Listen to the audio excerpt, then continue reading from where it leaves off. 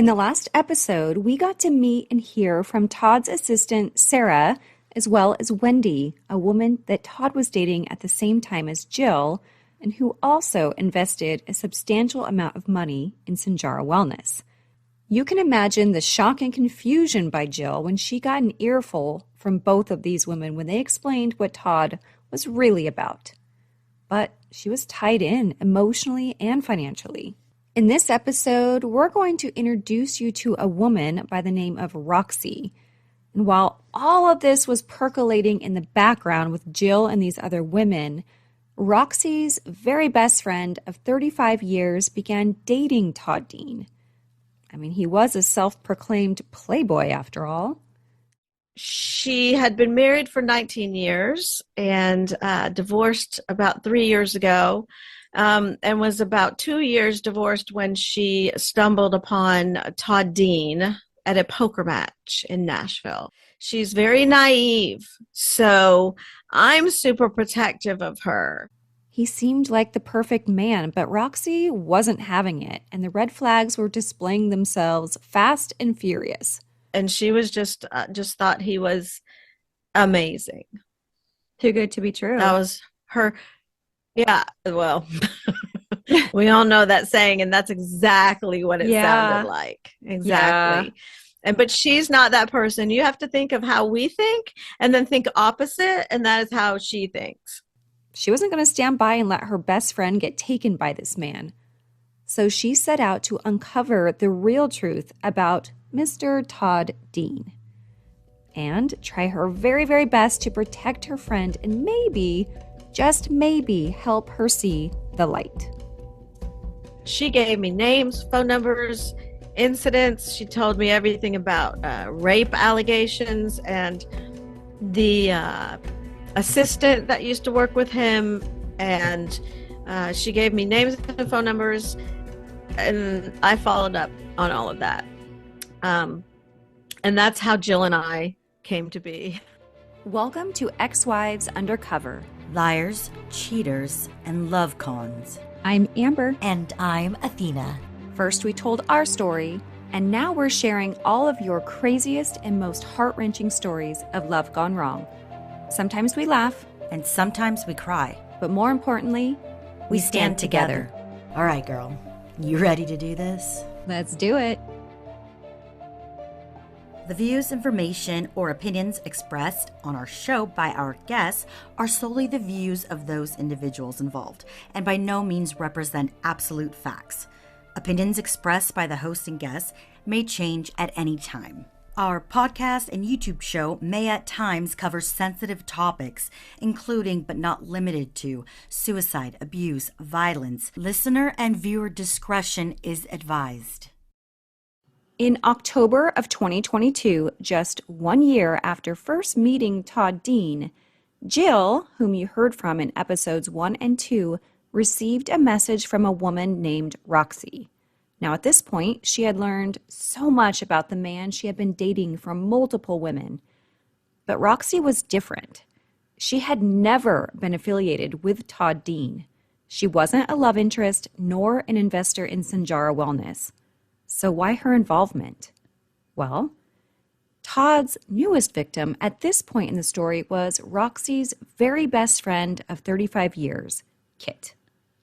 Here is Roxie describing her best friend and how it all started. She is just a few years younger than me, but we've been friends for 35 years. So one of my longest, friendships. And I know her really well. She had been married for 19 years and divorced about 3 years ago.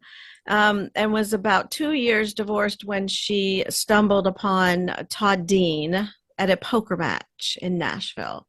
She's very naive, so I'm super protective of her. To give a good example, how there are phone scams, right? And we all know about phone scams. Well, 2 years ago, she was phone scammed out of $8,000. Yeah. She went to the bank 3 times, with the scammers on the phone, telling her that they were the sheriff's department and that she had a warrant for her arrest. The most she's ever had is a speeding ticket. So she didn't even bother to ask, what are you talking about? She just got immediately frightened. But that's how she's been programmed from her ex-husband. So she just did everything they said, as she was programmed by her ex-husband to do. And by the time she got to the sheriff's department with the gift cards to get herself out of trouble that she wasn't in, she had spent $8,000. Oh no! So, this breaks my heart because just know she's the perfect person for. She's like at Todd. The very top of the naive chain. Now, when she got divorced, I can imagine it's pretty hard out there in the dating world. But if you haven't been in 20 years almost, online dating apps. So did you guys kind of warn her about some of the scammers on those things? Or was she just like, this is fun, I'm ready for, let's date, and just kind of winging it? Yeah, that was her attitude. But our response was, you have to be careful on these things, right? Because you don't really know who you're talking to until you actually meet them. And there was an incident that came up on one of the dating apps where she had been talking to someone for 8 months, and they decided, well, it's time to meet. So he suggested coming to her house, and she said, okay. No. So we don't ever find out until after the fact, right? Nothing came of it. She wasn't putting out, and he didn't try really hard. I think they just didn't click once they met in person, but they watched a movie, blah, blah, blah. But when she told us about it the next day, her friends were like, what did you just say you did? You did not have a stranger at your house the first time you met him. And her response was, I've been talking to him for 8 months on a dating app. I knew him. No, this is what we told you in the beginning. You didn't. You don't know him. By the time Roxie reached out to Jill in October, her bestie had been dating Todd for most of the summer, beginning in July of 2022. Mind you, this was also when Jill was still with Todd. So how did her friend meet her new beau, Todd? A poker tournament, of course. It's funny. It's the thing that she used to do with her ex-husband, and this is how she got involved to begin with. They were, he had friends that held these poker tournaments, and they're small. It's smaller groups of people, and they hold them at restaurants, and supposedly they don't pay money because gambling's illegal in Tennessee. But we've since found out that some do, some don't. But there was a certain group of people, and after she was divorced, the organizer of the poker tournaments just called her out of the blue one day and said, your ex-husband was playing in our poker tournaments again, but we had to kick him out because we were having him at restaurants, and he was bringing a cooler with his own beer in the restaurant. This gentleman who called her, it was inviting her to come back to the poker tournaments because the ex-husband wasn't involved anymore. So she jumped right in. And Todd wasn't there for the first probably almost year that she started playing these tournaments again. And he just popped in one time. And that was it. She met him. I think that was the first one he'd gone to. Oh my gosh. And so when she described him to you and she was all smitten, what kinds of things did she say about him?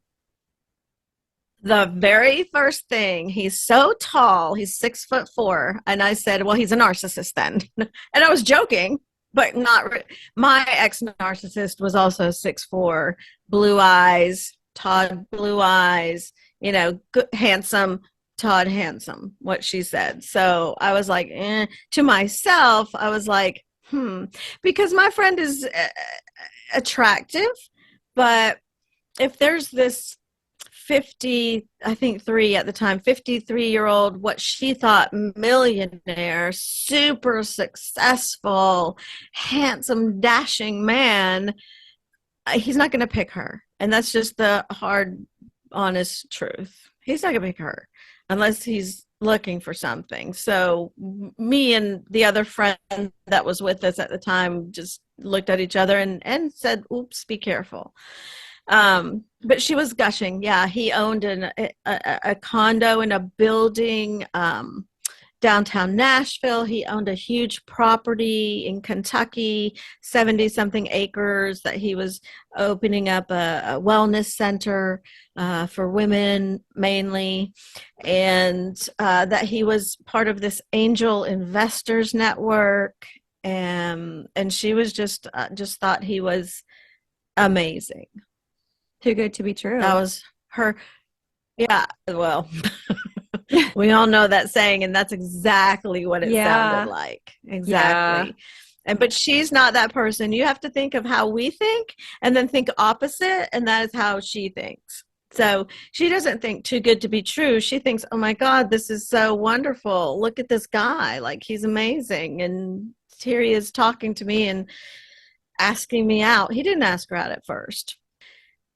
My suspicion was that everybody at the poker tournaments knew her, so they may have already talked about her to Todd. I suspect that he picked her out, for specific reasons. She was known to have money, an inheritance of substantial, money coming at some point, and a very successful real estate business that she ran completely by herself. I worked there for a while and moved on, but and that was true. All of that was true at a certain period in time, but by the time she met Todd, it had changed. Those circumstances had changed some, but that's not the impression that he was under. Roxie and her friends were immediately getting red flag vibes about Todd and begged Kitt to please take it slow and proceed with caution. When I asked her to slow down and I told her all the red flags that I saw, he would send her like 7, 8, 9 selfies a day. And he doesn't text, he records his voice, and sends it in a message. And I just said, that seems to me like he's trying to push himself on you. I said, he wants his face in your face because he thinks he's so handsome, and he knows that you think that. And he wants his voice. He's got this smooth talker voice that I didn't like right away, but she did. And so I said, he wants you to hear his voice instead of read his text, And I said, those are red flags to me. And she said, but he says nice things to me, and he tells me that I'm pretty and that I'm smart. And I said, it's nice to hear those things, but you know what? I prefer to hear those things from peers, other women, because it means more. When you hear it from a man, you never know. Are they just saying that? Is it, are they working it? But I said, so just be careful, go slow. Our other friends weren't as strong about it as I was. I was like, you just be careful. I don't want you seeing him that much. You're grounded. But she stopped talking to me about him. That's the answer to your question. How did she react? She stopped telling me things. But our other 2 friends, who know how strongly I feel about things, would tell me everything. One night, the 3 women, Roxie, Kitt, and their other friend, Kim, had plans to see a movie. And when Kitt said that she invited Todd to join, Roxie's first instinct was that, no way, he's not going to come. She felt like she could already read who this guy was. In addition, while they were waiting for the movie to start, Kitt showed the women a video that Todd had sent her, and let's just say it was on the very, very risque side of things. You had talked about the masturbation video. And so that's where... Yes. Yeah. Where you die. Like, what? What? I know. What do you want? That was... I didn't know people shared those videos over Well, dinner see, and that's drinks. another thing about her. She was like, look, see what I got. And it's like Oh when a my cat brings your gosh. mouse to your front Oh. door, that's the kind of reaction we had. And she was like the cat, so proud. Right. Like So she thought he was flirting and you were like, gross. You don't even yes, know this that's dude. inappropriate and rude and disrespectful. That's how we, all of our other friends, viewed it. But that was the second day. That was the second day she knew him. And so the third day was the night that we were all going out to dinner and to see a movie. We were seeing the new Top Gun. So that tells you it was July, mid-July. And she said, do you mind that I invited Todd? And I was like, oh no, great. I really want to meet him. I can't wait.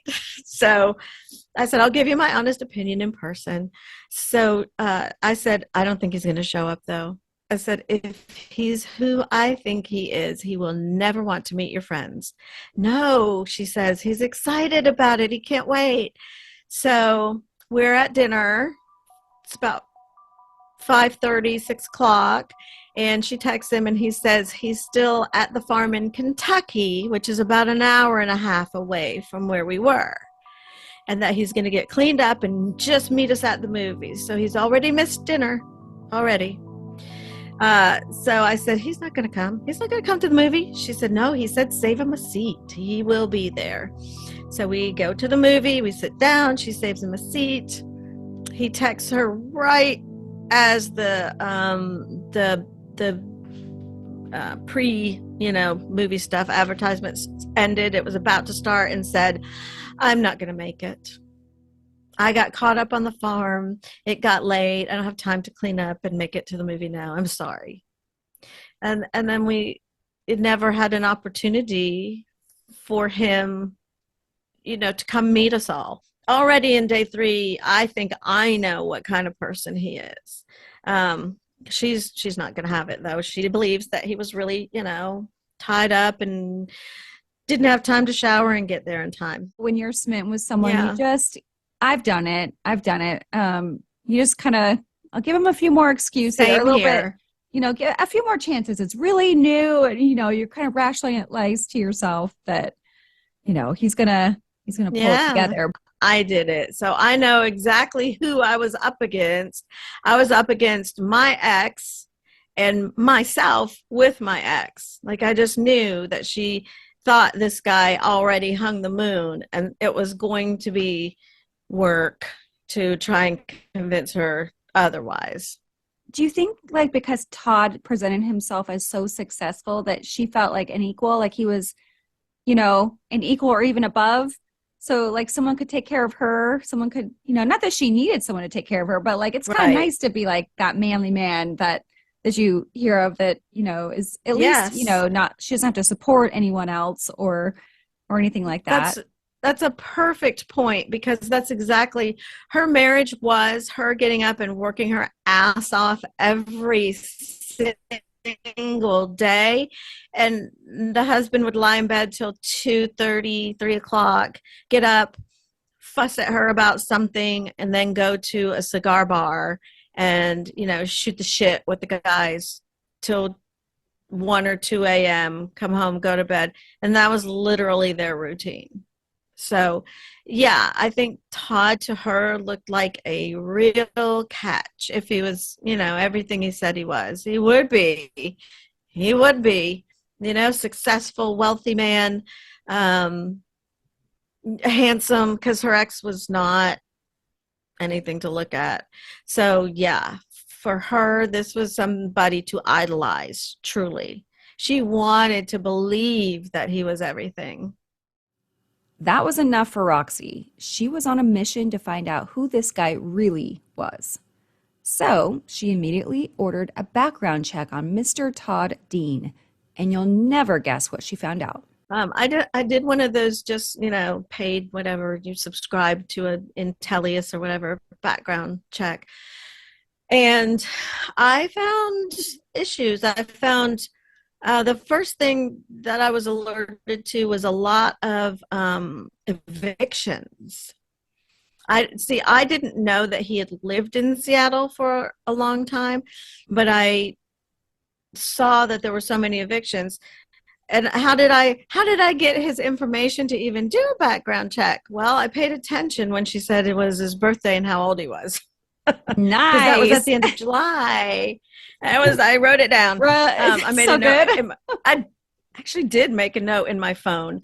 And his name was, how did I find his full name? Michael Todd Dean is his full name. And that may be just something that came up when I searched his phone number, which she sent me screenshots of some of his selfies before she had his name in there. It just showed up his phone number. Oh, so, you're good. Had some information. Oh, I like it. I saw about 13 evictions, pages of addresses that he was associated with, which also gave names of mostly women, that would tie to those addresses and him. And then I saw a couple of judgments against him, not in Seattle, but in Sun Valley, Idaho, which I did know he had come from. Before I did the background check, I sat up one night until 5 a.m. and I read his Facebook like a novel. I read every comment of every person that commented. I noted right away that it was 85% women on there, always a red flag, and just what he would post about. So after I read his novel of Facebook, that's when I said, I got to do a background check on him. And those things came up. So judgments, there was something from early 2000s where he had a judgment against him not paying his taxes. So I started seeing money issues. And so you did tell her, don't give him money. Did you tell her you did a background search? I said that from the very beginning. I said, don't give him money. And she said, he'll never ask for money. He's wealthy. He's good. He's got everything. But what I found out from his Facebook page is that he did not own the condo that he was living in, the big high-rise building that she thought, because he had a post with his realtor who helped him find a place to rent in Nashville. That was another reason for me to do the background check. And so I started seeing a lot of money issues and a lot of moving around for evictions, and just kind of, just seemed like different addresses.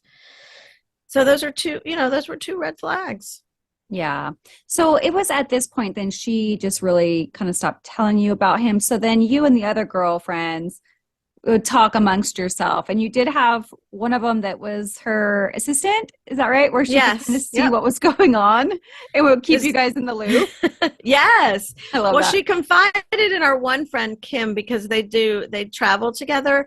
And then Carol was her, assistant, but virtual. So she's in Fort Wayne, Indiana, but she had access to all of her email, and anything personal, except she couldn't log into her bank accounts, obviously. But so what Kitt was doing was not giving me any more information because she did not like what I was saying. She would confide everything in Kim and some things in Carol. And they would immediately text or call me and tell me everything that was going on, because there were still red flags. Although she did tell both of those girls, I do see a red flag. Her red flag that she saw was that he never asked her how she was, how her day was, and didn't seem to be wanting to get to know her. He only talked about himself. That's a big red flag. That's a biggie. But she was okay with it. That was about probably only about 3 or 4 weeks into them dating, and she kind of disappeared from all of us. Like, she wasn't seeing anybody, and we didn't know what was going on. And she would tell her assistant she's working and listing houses. And then I said, can you can you track her on her phone? Because they were both on the same Apple account, a Verizon account. And lo and behold, she was at his address all the time. All the time. So she was already lying to us as her friends. And that's a big red flag. If you don't want anybody to know who you're with and where you are, something's wrong. So then I said to Carol, can you check her email and see if there are any Venmo receipts in there? Like if maybe she's Venmoing him money. And Carol looked in her emails and she said, I can't find it. I don't see anything. And I said, check the trash. And she checked the trash and there were daily Venmos to him. $25, $50, $700. There were a couple where he'd paid her back something, but what she paid him far outnumbered what he paid back. So it was just like, boom. We knew she was already in a trap. So he's very quick with asking for money. But she would later tell us that the $25 ones were for the fee to pay poker. And then she would buy his dinner. And then the $400 was to pay a bill that he owed, but he had money coming in a couple of days and he'd pay her back. And it was a lot of probably fast talking on his part because he realized he could get away with it with her pretty quick, I'm sure. So she had told us she wasn't giving it because that's the one thing our friends kept asking. Are you giving him money? No, it's all good. So that was the second lie. She wasn't giving him money and she wasn't spending all her time with him is what she told us. And it didn't turn out to be true. Another one of the things Roxie found out when she did a background search was that a woman in New York by the name of Karen had a judgment against Todd Dean. I wonder what that could be for. Well, don't you worry because we're going to get her full story in the next episode. Roxie was then contacted by a woman known as the Stalker who had been texting lots of insults and such to Roxie's friend Kitt and Todd. This woman filled Roxie in on all the dirt about Todd and a growing list of women's names he had conned out of money. Kitt's getting nasty messages calling her names, and it's coming from different phone numbers, but it's the same theme. It's basically someone trying to say, get away from Todd, he's dirt. And then when she's not responding to those, they start calling her insulting names. Todd is also getting text messages, basically just saying, you're a horrible person, you're a con man, a cheat, whatever. And Kitt and Todd were mostly ignoring them until the message that she received saying, I'm going to contact your children about your relationship with Todd. Maybe they can get you away. So she did respond to that, and Kitt was angry, and rightly so. I mean, that's you just leave kids out of it no matter what. So she and Todd decide they're going to go to the police and file a complaint. Todd thinks he knows who it is. It's a woman that lives in the building that he lives in. He's saying that she's upset that he didn't want to date her. And so he's, saying she's jealous. She's the jealous ex, but not really an ex because we never dated. And then, but in that time, he also introduces Kitt to this woman in the elevator because they're in the same building. So of course they're going to run into her in that elevator. So the stalker starts reaching out to some of Kitt's friends. It reached out to her ex-husband. I think finding them on Facebook and messaging was the first contact. But of course, my friends Kim and Carol don't want to communicate with the stalker because they don't really know what to say. So Kim tells the stalker, you need to text Roxie. Here's her phone number. And she gave her my phone number. she said, I told her that so you would, because you know the questions to ask. So I get a text from the stalker at 4:00 on a Saturday morning, 4 a.m. Now, I have grown children. They're all in their 20s. My oldest is 30. But I keep my phone on at night because I just wouldn't think of not doing it. And so I wake up and I get the text, and we text nonstop till about 11 o'clock that morning. Hours. What was that? 4, 5, 6, 7, 8, 9, 10, almost 8 hours, 7 hours. I never got out of bed. I got up and fed the dogs and got back in bed and just texted away. But she gave me names, phone numbers, incidents. She told me everything about rape allegations and the assistant that used to work with him. And she gave me names and phone numbers. And I followed up on all of that. And that's how Jill and I came to be. Every woman responded to my text messages. Some did not want to give out much information, but they were happy to confirm that they had interaction with him and that they had loaned money or invested in his wellness center. It turns out that the police said this does seem like stalking, even though there were no threats, no physical threats or threats of harm. And the police wanted to pursue a stalking case and put a warrant out for this woman's arrest.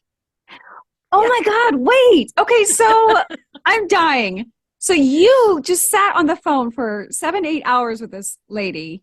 You just got a shit ton of information, and you obviously probably believed what she was saying because you already had suspicion. Yes. So did you pick up the phone and be like, Kitt, what in the hell is what is wrong with you? Like, why are you going to once again, like, she didn't tell me. She didn't tell me. She told the friends and they told me. And so I wasn't directly talking to her then. She just wanted me left out of, she just felt like I was going to mess up her she relationship. Wouldn't even listen to your phone call or listen to anything you had to say if you were like, hey, listen, I know you want me to stay out of it, but I have all this really important information that you need to know about. Yeah.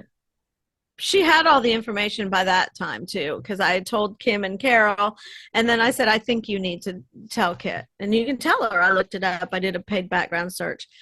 Her response was, he's told me everything. I feel like he's being honest with me. He had a story for everything. They always do. Of course. Always. Yes. So that none of that fazed her at all. And she probably felt validated. Like, I went to the police. She kind of probably in her mind, like, he probably was encouraging it. Like, see, the police are taking me serious. They're going to press charges on this lady. Yes. This is not right. Just a quick note. The stalker that Roxie talks about in this episode is actually Lacey, a woman we met in episode 18 who lives in Todd Dean's building and was trying to warn other women about him. She is absolutely not a stalker in any way, just to be clear. This is just what Todd began referring to her as and has since been making untruthful claims, one being that she went to jail for stalking and harassing him. This, as I'm sure you can imagine, is 100% false. That was a show for her, and they physically went together. She felt like it's something they're doing together. That's very important, that he's included her. So she bought into that as well. Yeah. And I'm assuming she was under the impression that they were an exclusive couple after this. Yes, at that point, yes. Yes. As a matter of fact, right around that time, because he was still seeing Jill, Kitt didn't know, Jill came to the Encore to a poker game, a poker tournament, and he introduced Jill to Kitt just as, hey, this is Kitt, this is Jill, blah, blah, blah. But later on, he told Kitt, now she's going to spend the night because we're good friends. She's going to sleep in my bed and I'm going to take the couch. So I'm not going to have you sleep over tonight. But, that's what we usually do. If she comes, she needs to stay because she lives in Kentucky. So Kitt went back and told Kim about that. And Kim calls me and I was like, are you kidding me? And she believed him and she said, yeah. No, Kitt. She did. Shake, shake, shake. They're just friends. Oh no. I know it's so hard. It's so easy for all of us because we don't have any emotional stuff tied to him. No, I mean, if he would have sent me that video, I would have been like, dude, you gotta go. I know. None of that after one day. No. Yeah, we told her so if you got this after the first night you met him that you didn't even have a date, how many other women do you think he does this to? That question was answered later on as well. Oh, I can't wait. And I can't wait. Way more than we ever thought. I mean, were you still friends with her? Or was she just like, did this kind of put a wedge? It put a wedge. Absolutely it did. But I always consider her my friends because, 35 years trumps 4 weeks turd. Sorry. But he was always trying to put a wedge. She told him early on what I said about him and my suspicions. I found out.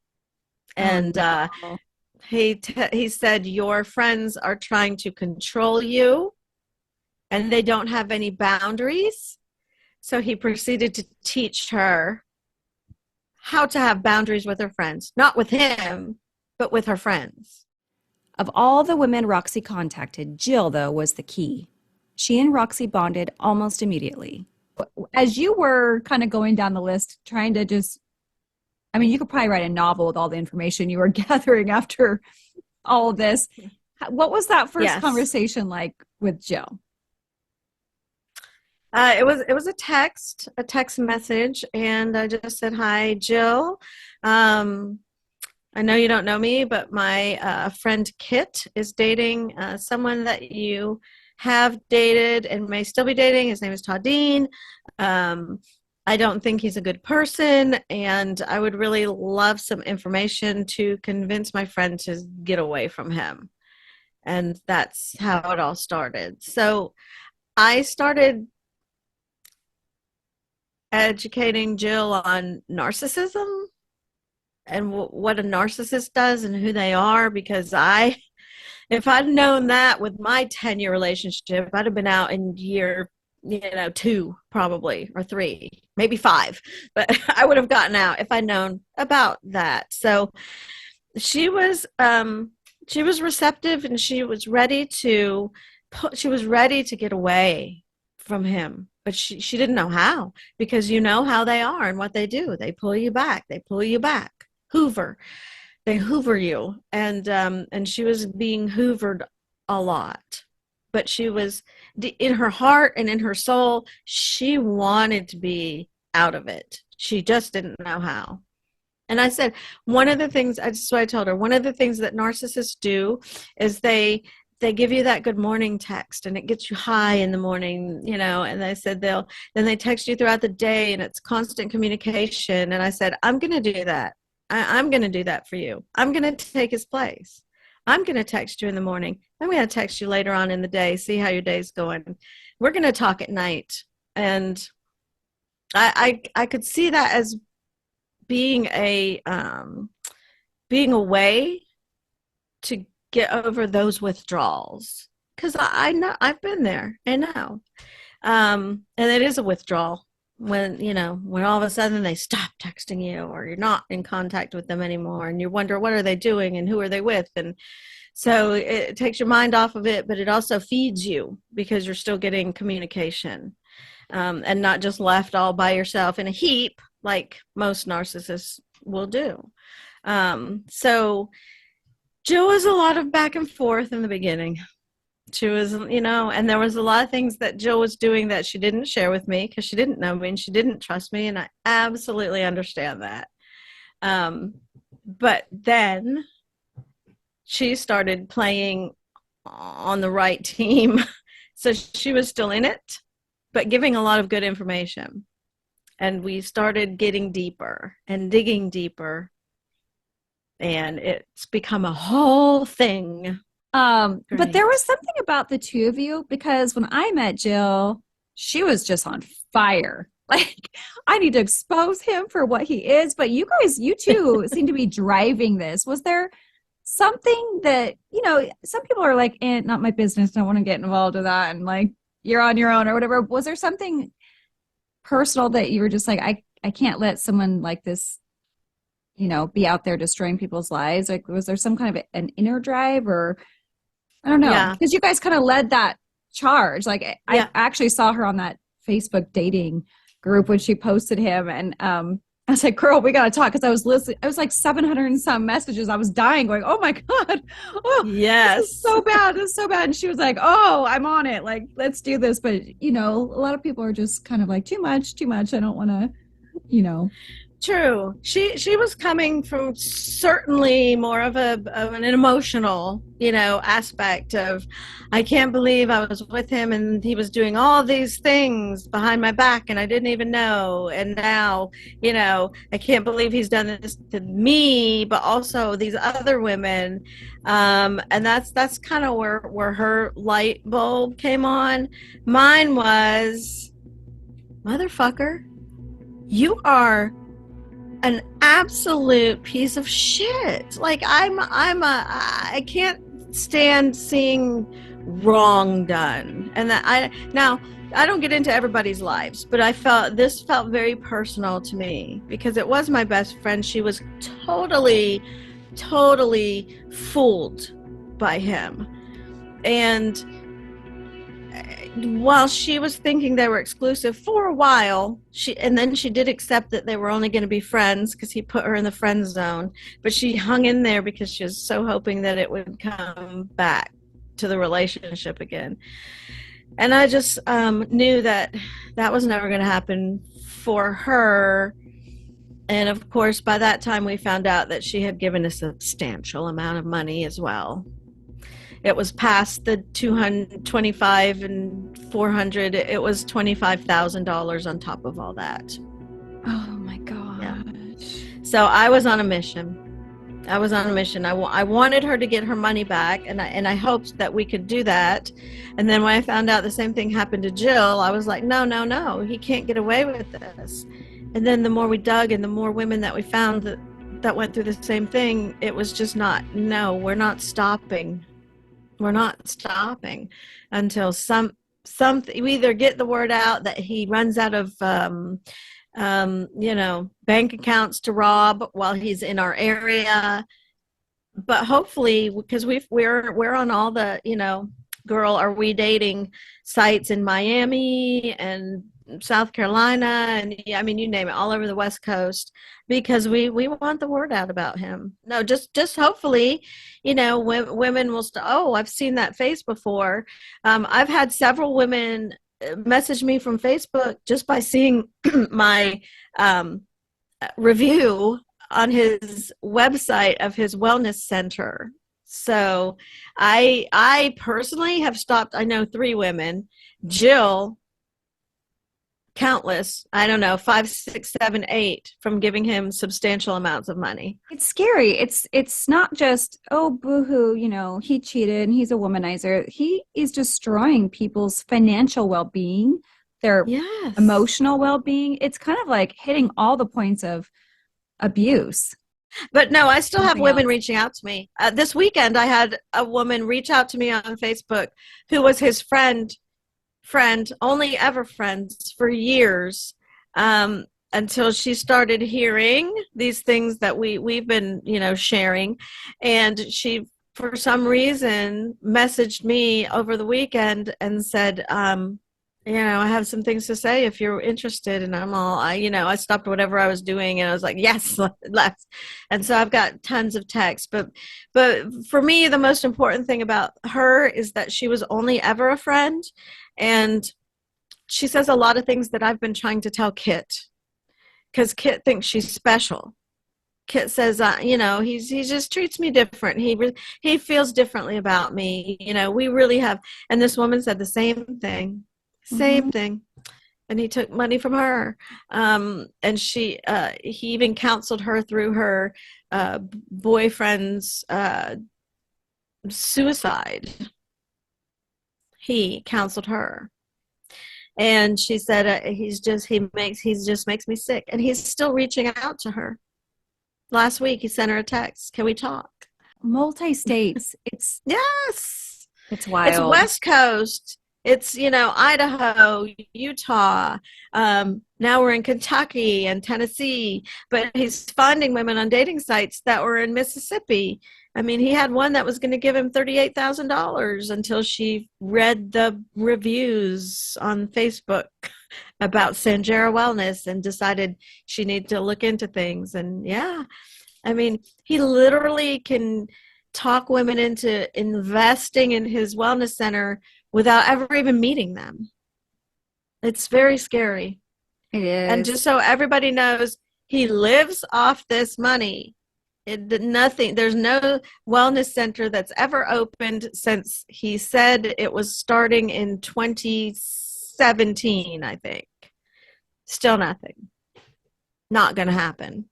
I don't know what he does with the money. That's the other mystery. Does he have a gambling problem? Does he have a drug problem? Because there was a woman that gave him $100,000 investing in his wellness center in December. She contacted me out of the blue when she found out she wasn't getting her money back in February this year. So December last year, $100,000. February this year, we get a call from another woman. He's asking for $38,000. Where'd the $100,000 go? Oh my God. It's so much money. It's so much money. Jill was seeing the light, but that damn narcissist was doing what they do to make sure she wasn't going to go anywhere. Whether Jill knew it or not, Roxie had two goals now: to get both her and Kitt away from this monster.